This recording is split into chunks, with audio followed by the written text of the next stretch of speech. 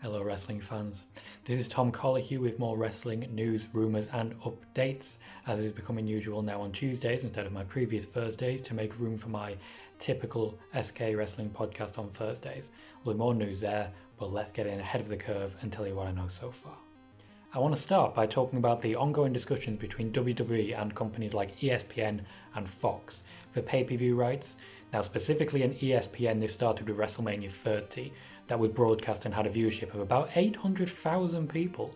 A very good turnout, I have to say, and well done to everyone involved on that for the marketing and everything in that regard. We're now seeing a lot more from Fox, who are getting a lot more WWE programming to fill up a schedule on Fox Sports 1, which is a bit lacking now that all the sports have suddenly shut down. The exact same thing is happening here in the UK with BT Sport. Now they've got the new deal that started at the beginning of this year, and the timing really couldn't be any better for them, because now they could potentially, with a bit of spending, have access to a lot of the WWE back catalogue, and that'll fill time with football, rugby, golf, any sport you can think of being shut down for them. That is of course one of many ways that the WWE is still continuing to make money, even though their usual house show schedule and their touring schedule is done. They literally cannot operate it at the moment, as we all know. So they are still finding ways to make money. Companies and broadcasters are still finding ways to create programming, or at least acquire programming that's already been created. We may see a lot more WWE programming, and we may see more deals in the future because ESPN are not out of the running yet when it comes to more WrestleManias. Moving on, there are a couple of last minute changes to storylines that have been written up now that they are planning things post WrestleMania. Now that we know that they're going to be in a contained set and there's a lot of pre-recording going on, they don't have access to all of their writing team on site, even though they can still contact them, and they are making a few last minute changes to storylines to better suit the area that they find themselves in. We're unlikely to see big sweeping changes that carve a whole story on its head. I still have confidence that certain people are going to win at WrestleMania and certain people are going to lose at WrestleMania, but when it comes to after that, there will be a period of break, because the reason they're pre-filming everything they can is so that everyone can go home for a little while. We're seeing that with Drew McIntyre as one example, someone who his match with Brock Lesnar has now been filmed. Whoever the champion is, they are now the champion, so he's been able to go home to Scotland, film some stuff there, and in addition to that, they've really been able to amp things up. Now that he's gone home, his work is done, we are likely to see him, of course, in pre-recorded things, but that could be for the next couple of weeks. They have pre-recorded a lot of content. This also could have bearing on some roster changes. We look at Ronda Rousey, who's a possibility to return soon. She is potentially approaching what would have been the end of the 3-year contract that WWE initially announced that she had, but I can also say with confidence that contract negotiations are ongoing for a brand new contract that would essentially start around the time of this year's WrestleMania. Nia Jax is another one at the moment who is without a home. She is still supposedly on Raw because there has never been any sort of change, and that is still how she's been highlighted to the WWE website and to the fans in that regard. However, they now have the option open for moves laterally, and including NXT, to be fair. So we could still see a shake-up and a big change. I wouldn't expect that all 5 women who are going to be in the SmackDown Women's Championship elimination match are still going to be there on SmackDown, as an example. One issue that the WWE are finding at the moment with the schedule that they have laid out is Money in the Bank. There are a lot of discussions about that. Obviously, I was aware of the discussions about an empty arena WrestleMania a little bit ahead of time.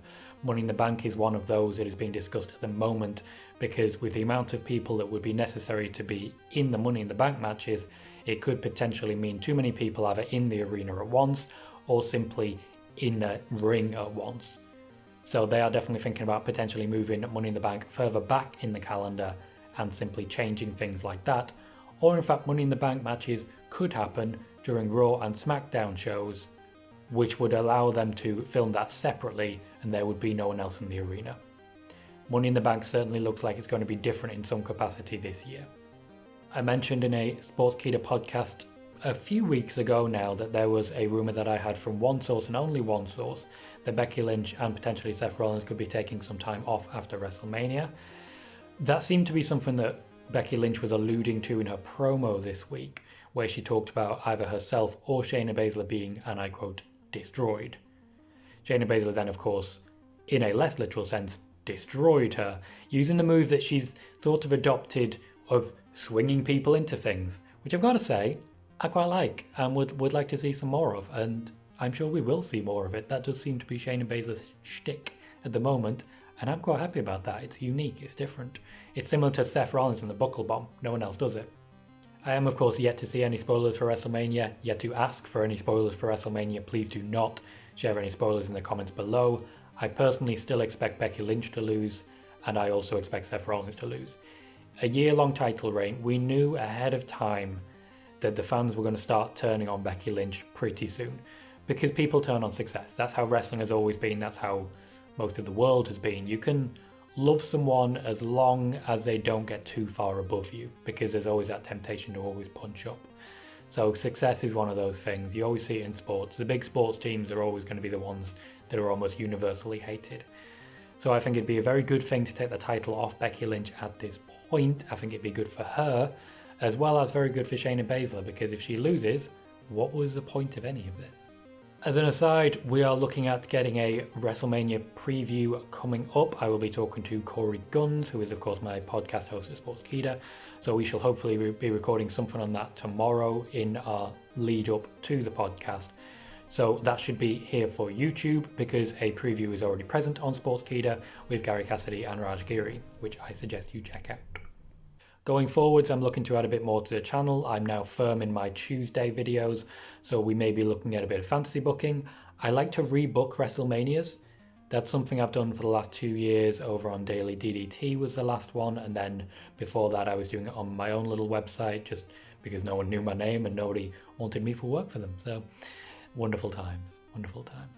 So I may be doing that on this video. I can of course do that in video now, because hopefully my editing is not so poor that I can have picture in picture and have people notice that there is what I'm talking about, what particular match I'm talking about. But that may be something I rebook WrestleMania, change a few matches, say what I would keep, what I would move on. That would be beforehand, whereas fantasy booking will probably be afterwards, because let's be fair, I don't know for certain how the matches are going to end, so everything could change. That's all I've got for this week. That should be a quite short and hopefully quite sweet video for you. There isn't that much movement in wrestling at the moment. All the big news, of course, such as Roman Reigns pulling out of WrestleMania, has already been covered.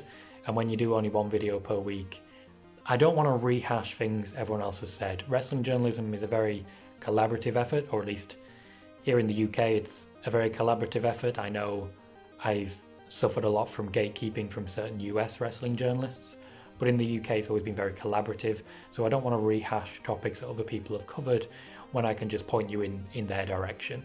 There is good news out there, please do check it out. I will continue to cover what I know, expand on what I hear, and hopefully get some fun content that isn't all doom and gloom for you very soon. Thank you very much for watching.